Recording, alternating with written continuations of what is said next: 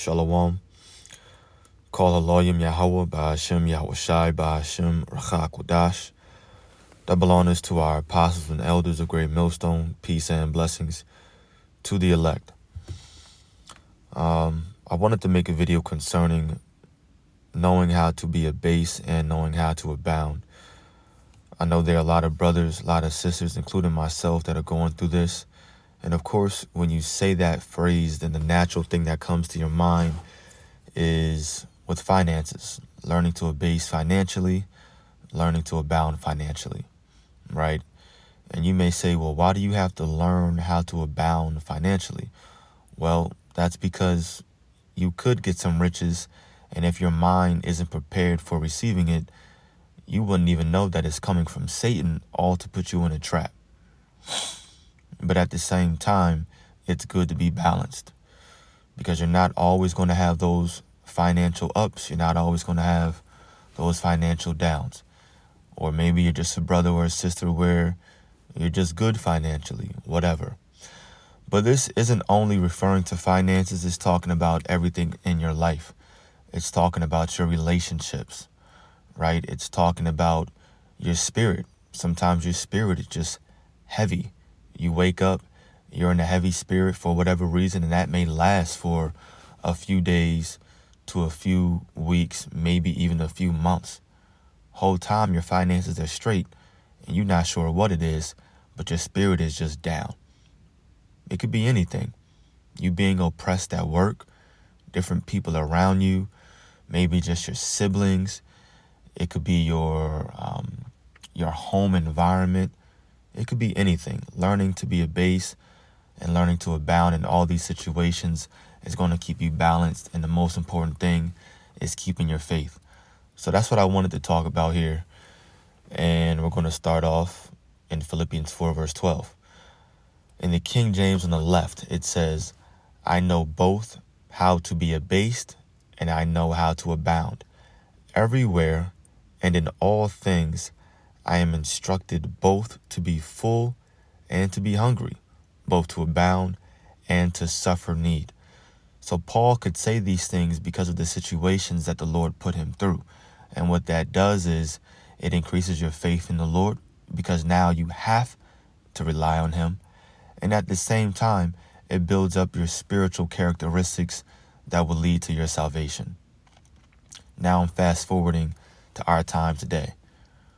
Right? You being put in these situations, you learn to abase and abound, and all of a sudden your faith increases and you learn temperance. You learn how to control your spirit. You learn how to deal with certain people in different situations. You learn when to talk and when not to talk. And when you do talk, you learn what things to say. How to quell different situations if things are getting heated. You learned all these different characteristics that allow you to, in a way, I'll say, and I'll put this lightly, in a way to have a easier hell, because we're still living in hell, right? We're still in the land of our captivity, but that's the whole purpose of why we go through these things. It's very, very important.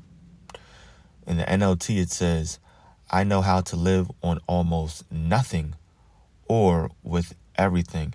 And I'm sure all of us can relate to this. I have learned the secret of living in every situation, whether it is with a full stomach or empty, with plenty or little. And another very important thing we have to always remember in these situations is that it's the Lord that brings all these things to us. Whether we abound or whether we're abased, it's not in Satan's control. Yes, Satan, once again, I've mentioned this before, he may be the one to physically do it, but he got the order from the Most High and his only begotten Son. Okay, mess this up for him. Go do this. Put him in this situation. And that's cool. With the understanding by the Holy Spirit, we have to know these things and say, hey, this is the Lord's plans right now. We're on the Lord's time frame. This is his schedule. So let me be patient, bear with it. I know this won't last forever. At the same time, work hard to get through whatever situation the Lord put you in. But we're going to have these ups and downs, especially because we're in the land of our captivity. This is still hell. We're not a sovereign people. We don't have a sovereign king with our laws, throughout the land. That will be one day to come, though, and that'll be the kingdom of heaven. Now, let me jump over here because I mentioned how we have to remember that all these things, the situations we go through are in the hands of the Lord. So this is the book of Sirach 11, verse 21. It says, "Marvel not at the works of sinners, but trust in the Lord, and abide in thy favor, in thy labor. For it is an easy thing in the sight of the Lord on the sudden to make a poor man rich."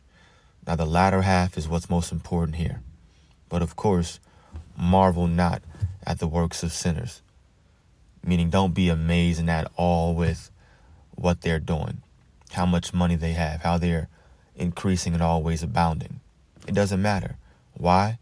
Because it is an easy thing in the sight of the Lord on the sudden, the snap of a finger, a blink of an eye, one word, to make a poor man rich.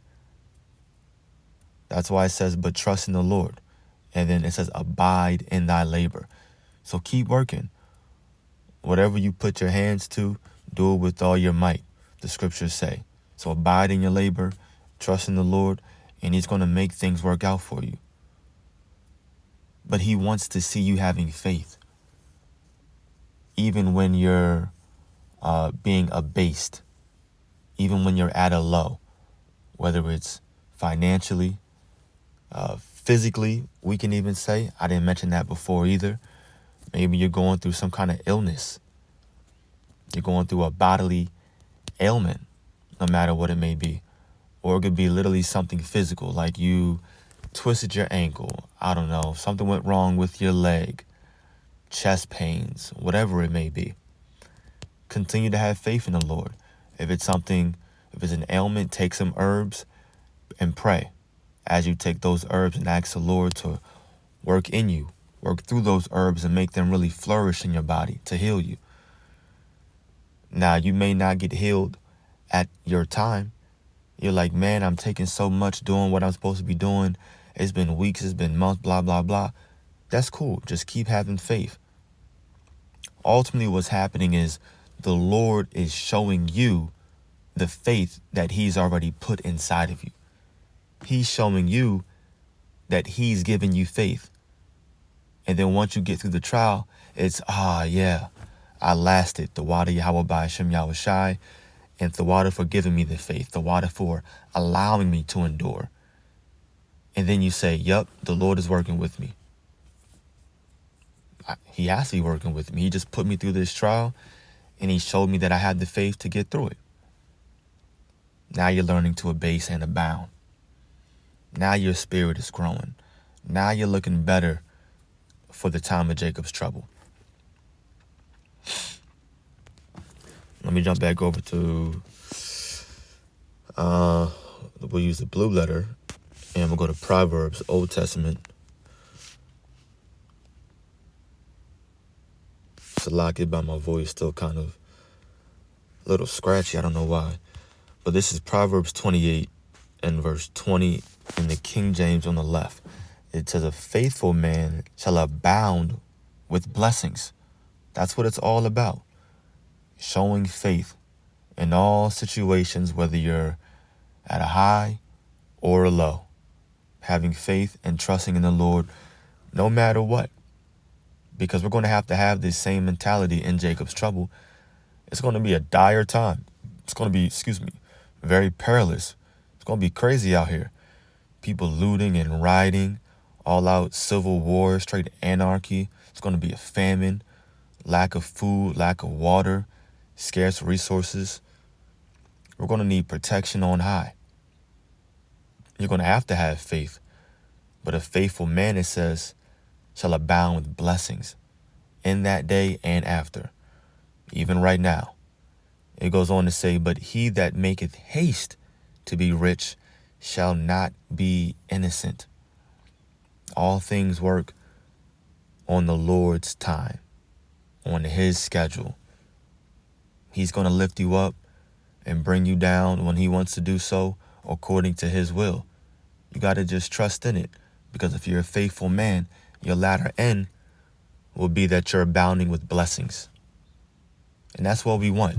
Got to consider the latter end, the end of all things. People get too stuck up, too caught up in the now. Well, what's going on right now? How am I feeling right now? Now.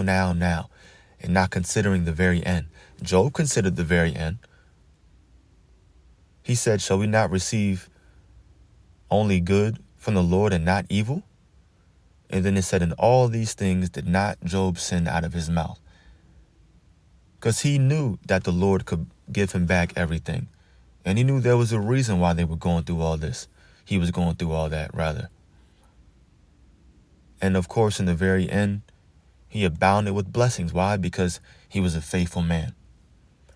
In the NLT, Proverbs 28:20, the trustworthy person will get a rich reward, but a person who wants quick riches will get into trouble. Because now all of a sudden you say, man, I got to take matters into my own hand. And when you start using that I word, it can get dangerous. It can get dangerous now. And we're talking about for your salvation. Sure, take matters in your own hand. And all of a sudden you think, yeah, look what I did. I started this business. I did this. I did that. Things were churning. Whole time you didn't pray. So now you're really thinking that you actually did it yourself. Not knowing that the Lord allowed Satan to give you those riches. And you turn things around like that. And you're like, I did it. And then Jacob's trouble comes. And then you're going to be thinking, well, I need to do something about this. And shit ain't going to work. It's not going to work. Because the Lord is not with you. Why? Because you weren't a faithful man. You tried to take things into your own hands rather or versus relying on Yahweh Ba'ashem Yahushai to help you. You see how all these lessons relate to Jacob's trouble? And I'm going to keep doing that because that's all that matters, preparing our spirits for that time. People out here playing games with their salvation, talking about they believe in the Lord. Well, if you believed in the Lord, you'd be acting differently. You'd be considering different scenarios with a different eye, from a different lens. Everybody out here is just fronting, acting like they believe in God. All these goddamn Christians in the world, they're not really looking forward to the Lord's return. That's a fact. They want to live their lives here and abound. They want to abound here under Satan's rulership. And then they just want to talk about God. That's it. They just want to talk about God because it's cool. It's the good thing to do. You talk about God and now you seem like you're this righteous person. Who's really anticipating the day of the Lord? Who's really building up their spirits for that time? It's not many people. But anyway, I wanted to talk about that, bring out these few quick precepts. Lord's will, it was edifying to the elect. Call Haloyim, which means all praises, to Yahweh Ba'ashem Yahushai Ba'ashem Rachakudash. Double honors to our apostles and elders of Great Millstone. Peace and blessings to the elect. Shalom.